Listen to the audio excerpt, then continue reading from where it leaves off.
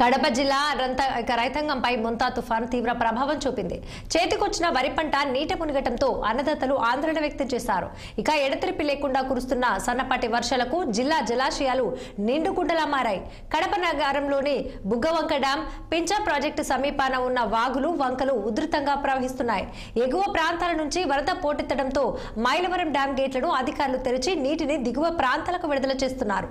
భారీ వర్షాల వరదల కారణంగా ఎలాంటి అవాంఛనీయ సంఘటనలు జరగకుండా ఉండేందుకు చర్యలు చేపట్టాలని జిల్లా కలెక్టర్ శ్రీధర్ చెరుకురితో పాటుగా ఎస్పీ నచికేతన్ విశ్వనాథ్ ముందస్తు ఆదేశాలు ఇచ్చారు.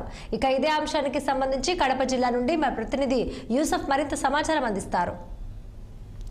రెండు తెలుగు రాష్ట్రాల్లో ప్రకంపనలు సృష్టిస్తున్నటువంటి మంతా తుఫాను ప్రభావంతో కడప జిల్లా వ్యాప్తంగా కూడా బీభత్సమైనటువంటి వర్షాలు కురుస్తా ఉన్నాయి. ఇప్పటికే ఈ వర్ష ప్రభావంతో అటు పూర్తి స్థాయిలో వరి పంటలన్నీ కూడా నేలమట్టమైనటువంటి పరిస్థితి, రైతాంగానికి తీరుకోలేనటువంటి దెబ్బ తగిలిందని చెప్పి భావించవచ్చు. దాదాపుగా కడపలో ఉన్నటువంటి జమ్మలమడుగు కావచ్చు, కడప కావచ్చు, అటు పులివెందుల, ఇటు రాయచోటి ప్రాంతాలకు సంబంధించినటువంటి ప్రాజెక్టులన్నీ కూడా నిండు కుండలా మారాయి. ఇప్పటికే దాదాపు ఆదినిమాపల్లెకు సంబంధించినటువంటి వ్యవహారంలో చూసినట్లయితే పూర్తిగా ఇక్కడ ఉన్నటువంటి గేట్లన్నీ కూడా ఎత్తినటువంటి నేపథ్యం. ఇప్పటికే ఇక్కడ నుండి దాదాపు 2 టీఎంసీకి పైగా నీటిని కూడా ఇటు చెన్నూరుకు విడుదల చేశారు. ఇప్పుడు ఇదంతా ఇది మనం ఏదైతే ప్రాంతంలో ఉన్నామో ఈ ప్రాంతం నుండి కూడా దిగువ ప్రాంతాలకు నీళ్లు అయితే వెళ్తా ఉన్నటువంటి పరిస్థితి. పూర్తిగా అధికారులంతా కూడా అప్రమత్తమయ్యారు. ఎవరినే కానీ ప్రాజెక్టుల సందర్శనకు రావద్దని చెప్పేసి హెచ్చరికలు జారీ చేశారు. దాదాపు 5 రోజుల పాటు అన్ని పాఠశాలలతో పాటు ప్రభుత్వ పాఠశాలలకు కూడా సెలవులు ప్రకటించినటువంటి నేపథ్యం. ఇళ్ల వద్దనే ఉండాలి, సురక్షితంగా అందరూ కూడా తలదాచుకోవాలి, ఎవరు కూడా బయటికి రావద్దని అని చెప్పేసి అటు జిల్లా కలెక్టర్ చెరుకురి శ్రీధర్ తో పాటు ఈ ఎస్పీ కూడా సచికేతన్ కూడా ఆదేశాలు జారీ చేసినటువంటి పరిస్థితి. అన్ని ప్రాజెక్టుల వద్ద కూడా పోలీసులు పహారా కాస్తా ఉన్నారు.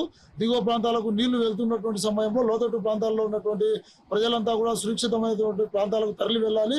ఆ నీటిలో ఎవరు కూడా మరణాలకు సంభవించకూడదని చెప్పేసి దాదాపు పాఠశాలలో ఉన్నటువంటి అటు ఉపాధ్యాయులను కావచ్చు, ఎంఈఓలను, డిఈఓలను అందరినీ కూడా అందుబాటులో ఉండాలని చెప్పి ఆదేశాలు జారీ చేసినటువంటి పరిస్థితి. ఇప్పటికే కడప జిల్లా వ్యాప్తంగా అయితే భారీ స్థాయిలో వర్షాలు కూడా ప్రారంభమయ్యాయి.